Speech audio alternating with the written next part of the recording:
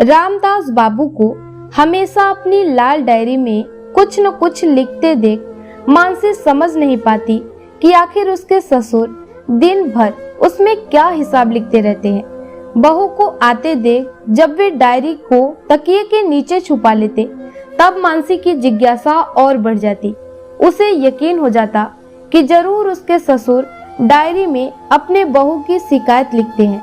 शायद कुछ पैसे भी डायरी में रखते हो, इसलिए तो उससे छिपाते हैं। रामदास बाबू का एक ही बेटा था, अशोक। अपने मातृहीन बेटे की परवरिश उन्होंने अकेले ही की थी। अशोक भी जब अपने पैरों पर खड़ा हो गया तो अपने पिता को अकेले नहीं छोड़ा, अपने साथ ले गया।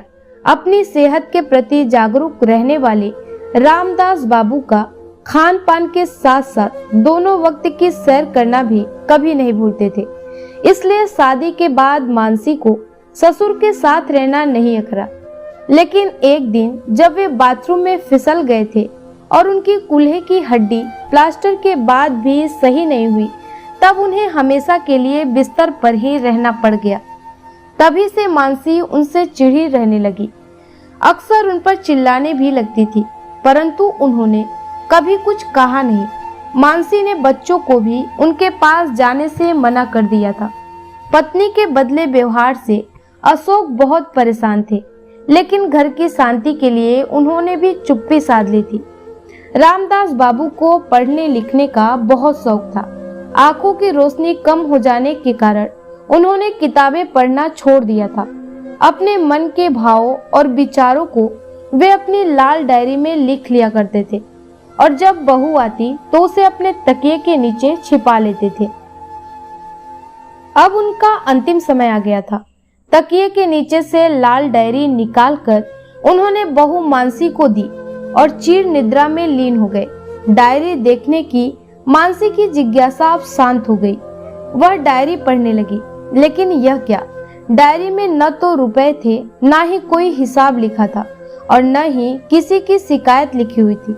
उसके ससुर ने तो एक पन्ने में अपने अकेलेपन के पल पल की पीड़ा को व्यक्त किया था। अपने बेटे बहू को संबोधित करते हुए लिखा था, बुजुर्ग मात्र 2 वक्त के भोजन के ही भूखे नहीं होते, उन्हें प्यार, सम्मान और साथ बैठने वाले की भी जरूरत होती है।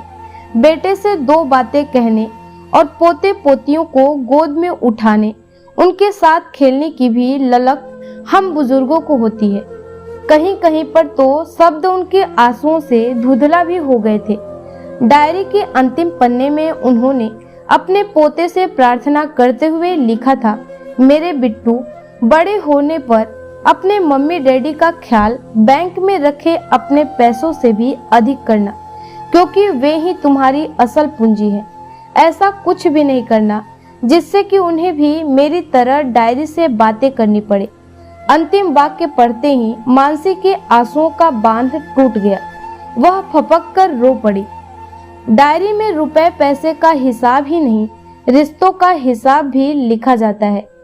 तो दोस्तों, अगर आपको हमारा ये वीडियो पसंद आया हो तो लाइक करें, सब्सक्राइब करें तथा कमेंट सेक्शन में अपनी राय अवश्य दें। धन्यवाद।